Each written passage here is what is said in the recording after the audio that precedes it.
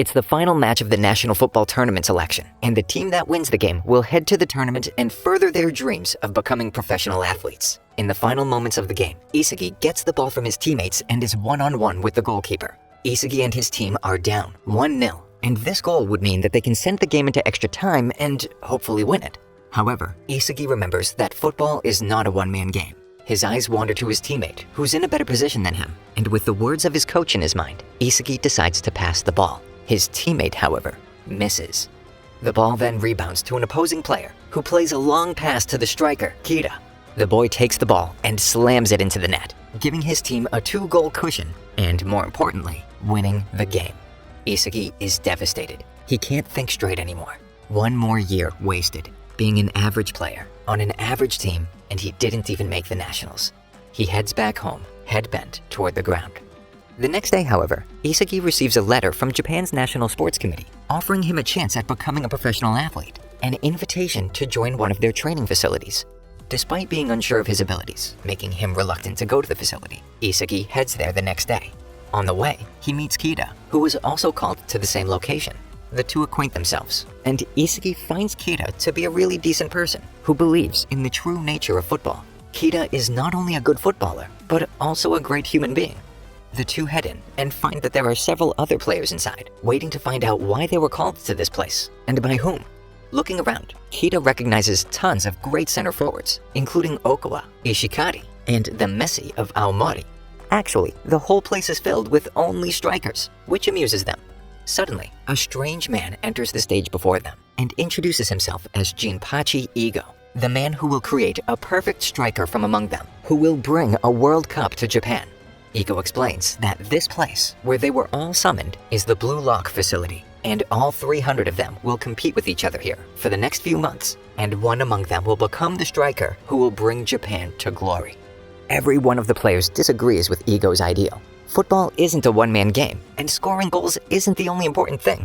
However, Igo gives examples of all the greatest players, Eric Cantona, Pele, and the Japanese sensation Noah, who have all claimed to be the best and that only they matter. He states their egos make them the best in the world and challenges the players if they have the guts to become someone like them. Isagi is frustrated with his life as an average player and not being able to shine. Moreover, he lacked the ego to take the shot in the game earlier, which cost him a place in the nationals. Upon hearing Igo's words, he's the first to lunge towards Blue Lock. Soon after, almost all the players join in. Isagi is then handed an outfit and is assigned a room in which he must spend the rest of his days at Blue Lock. In the same room, he notices Kita and a few others as well. Each of the players is assigned a number on their outfits. Isagi's number is 299Z. After the players have finished changing their outfits, a huge screen lights up before them, and Igo shows up. Igo explains that based on their abilities, they have all been ranked and labeled on their uniform. They can all play better and improve their ranks based on their progression in Blue Lock. However, there will be tests along the way, and players will be eliminated. Eliminated players will never play for Japan at the national level in their lives, and only the top 5 players will be able to be a part of the upcoming U20 World Cup. Before the news could cause any uproar, a ball appears in the room, and Igo puts them to their very first test. With 136 seconds on the board, Igo tells them to play a game of tag. The last person with the ball by the end of that time will be eliminated from the room. The game begins with the lowest ranking player, Igarashi, who wastes no time getting into it. He has only one thing on his mind, tagging the player closest to his ranking, Isagi. However, Igarashi lacks skills and is unable to tag anyone until he notices a sleeping player, Bachida. Just as he's about to smash the ball into Bachida, the boy gets up and kicks Igarashi. Another player, Kunagami, goes to argue with Bachida for not playing fair, and Igarashi slyly uses this opportunity to tag Kunagami instead. Enraged, Kunagami strikes the ball at Igarashi, but the ball hits Isagi. With 1 minute remaining, Isagi is now it, and he chases the others around. Isagi too finds it very difficult to tag anyone else, and his chances of a career are slipping away. Suddenly, Igarashi slips. This is the chance that Isagi was waiting for, but suddenly he stops. Something tells him that if he's going to win, he needs to do it properly and eliminate someone of a higher rank than him. Isagi turns around, and out of nowhere, Bachida lunges at him and takes the ball away, charging at Kita. Kita tries to run away. However, instead of shooting, Bachida passes to Isagi. With only a couple of seconds remaining, Isagi's feet move on their own, and he slams the ball into Kira's face. Round comes to an end. Kira is eliminated. When the buzzer beeps, Kira is outraged. At first, he can't believe that Isagi did such a thing, but then the ego within him starts to show, and he starts boasting that he's a better player than anyone and needed to stay. The elimination was unfair, as the time given was very short, and that this drill has nothing to do with actual football. Ego then shows up to clear the enraged man's misconceptions. He states that the area they are playing in is the same size as a penalty area, and the amount of time given to them is, in fact, the average time that a normal player would get the ball in a regular game. Ego states that Kira was eliminated because of his own incompetencies, and it was not Isagi's fault. Kira marches out of the place, giving Isagi the stink eye. Isagi, having ended the career of a really decent person, feels ecstatic. He asks Bachida why he passed to him at such a moment. Bachida smiles, telling him that he knew he would eliminate Kira. Ego then announces their journey had finally begun in Blue Lock. The 11 players in each of the rooms were now each other's teammates, and also each other's rivals. Elsewhere, Japan's football board is briefed by Anri. She's the one who had proposed the Blue Lock program, and really wants Japan to be a dominant footballing force in the world. The board doesn't really approve of the ideas, but they know that if this fails, all the blame will be put on Anri, so they agree. Back at the Blue Lock facility, training finally begins, and Isagi is already overwhelmed. All of his team members exceed him in skills in almost every aspect of the game. He's so average when it comes to his skills compared to the others. The very first night, he can't sleep, thinking about his lack of ambition and skills, and decides to head out for a late-night practice session. Isagi comes across Bachida, who wants to practice with him too, so both of them head to their assigned field. During practice, Isagi once again asks Bachida the actual reason why he passed to him during the first test. And this time, Bachida tells him that just like all the famous players in the world, Messi, Ronaldo, he too has a monster in him that tells him what to do during the game, and it just so happened that the monster told him to pass to Isagi at that moment. Bachida tells Isagi that since he knew he had a monster in him too, he passed the ball, and Isagi did as he predicted, and eliminated Kira. Isagi wonders if he really has a monster in him. Suddenly, an announcement from Ego sends them back to their rooms. Ego says that their rankings have been updated, and that they were now ready for the next stage of the tournament. Isagi is now ranked 274. The man then explains that the whole facility is divided into 25 teams, a total of 275 players, after the elimination of one from each of the teams earlier on. If the players perform well and improve their rank, they'll get better facilities at Blue Lock, and the lower-ranked players will have to suffer their consequences. Also, now the teams would be facing an actual game. The games would be played among 5 teams, and each team would be playing against all the other teams.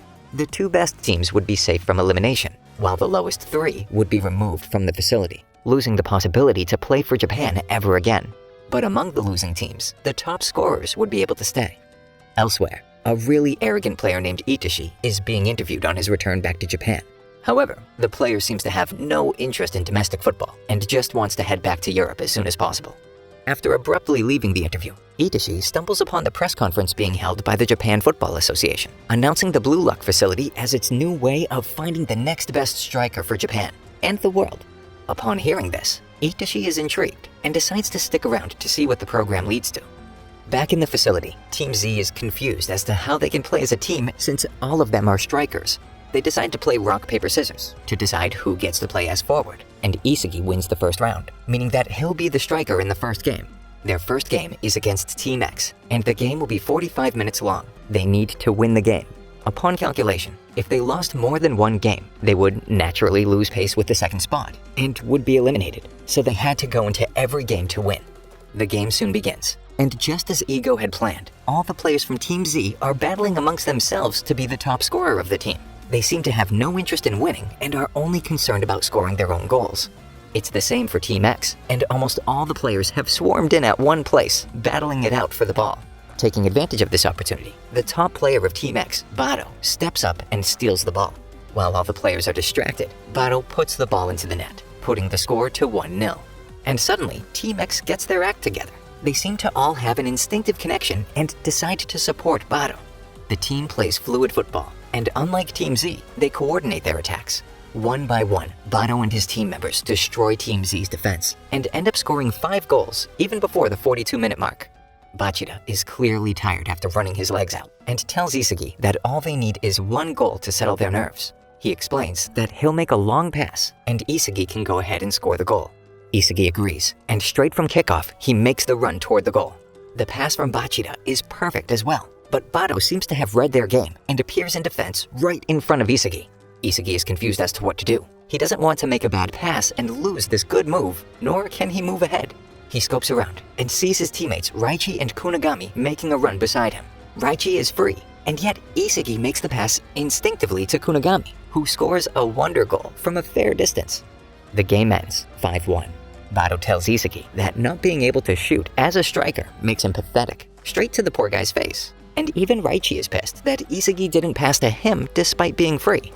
The team continues to argue about the match even after the game, and one of the team members, Chigiri, points out that perhaps ego isn't really right after all, since he keeps mentioning Messi and Ronaldo, and yet neither of those players has won a World Cup. Isagi interrupts and states that all they need to win games is to turn their chaotic game style, aka 0, into fluid gameplay, 1. Ego appears just then and states that they might be onto something. He explains that individual skills, as well as being an all-rounder, is important when it comes to a game like football. He also announces the results of the other games, where Team V obliterated Team Y 8-0, so they have to pick up their pace fast. In preparation for the next match, Team Z finally decides to get their heads straight and discuss their special abilities so that they can use this to enhance the way they play as a team. While all the other players have one special skill or other, like Raichi has the best shooting skills, Kunigami has the best left-footer mid-range shot, Imamura has great speed and technique, Bachida is a great dribbler of the ball, Isagi has nothing that he can put his finger on. Only he and Chigiri are unable to state their special talent. Kuon tells them that's fine for now, and also explains the new way to play. They will alternate turns playing as the striker and find rhythm in their game. The team then heads to practice. After practice, Isagi heads to get dinner. Very late. He meets Kunigami there, who thanks him for passing the ball to him in the game earlier, and also decides to share his steak with him. Turns out that goal scorers get tons of good food based on the number of goals, and Kunigami wanted to give half of the steak to him, since half of his goals credit goes to Isagi as well. The next game soon arrives, and this time, Team Z is pitted against Team Y, led by their main man, Okawa, who's renowned to be a fierce striker. Team Z is well prepared for the game though, and this time, instead of bickering amongst themselves, they pass the ball around. However, Team Y seems to have learned a lesson after their thrashing by Team V, and put up a really resilient defensive show. Even after putting all of their abilities to best use, Team Z finds it hard to crack the defense. Suddenly, the ball rolls over to a guy named Nico, who quickly scopes out the area and sends a long ball towards the free Okawa. Team Y had planned this all along, and right when Team Z's defense was stretched, they played the perfect counterattack. Okawa gets the ball and chips it over the keeper to score, getting his team to 1-0 before the break. The second half begins, and Team Y is no longer interested in attacking at all. They pass the ball among themselves to run down the clock. Even after changing tactics and strikers several times, Team Z hasn't been able to break through. Soon, Gagamaru Jin is the striker for Team Z, and Isagi plays a long ball toward him. Even though Isagi had overshot the pass, Jin manages to reach it and get Team Z their first corner. Being their first goal-scoring chance, Team Z gets all their players forward, but Isagi has a really bad feeling about it and races back to his own goal. As the corner comes in and it's sent out of the box towards Nico, Isagi snatches the ball in time and takes a shot. The ball strikes the keeper, but Jin is there to score on the rebound, and Team Z is finally back in the game. Isagi had realized that Nico was the one controlling the game, and if he took care of Nico, Team Y was pretty much useless. Isagi and Nico seem to be the same when it comes to gameplay, and Isagi can judge his every move. The game progresses, and Isagi intercepts almost all of the balls played to Nico. Team Z seems to be the team likely to score next, but Team Y still has a plan up their sleeve. At the final minute, all 10 outfield players of Team Y pace towards the goal in an all-out attack, startling Team Z. Nico leads the attack and quickly makes it to a one-on-one situation with the keeper. But instead of shooting, Nico passes to an open Okawa. The ball, however, is intercepted by Isagi. Isagi knew Nico would do that, because before coming into Blue Lock, he would have done the same.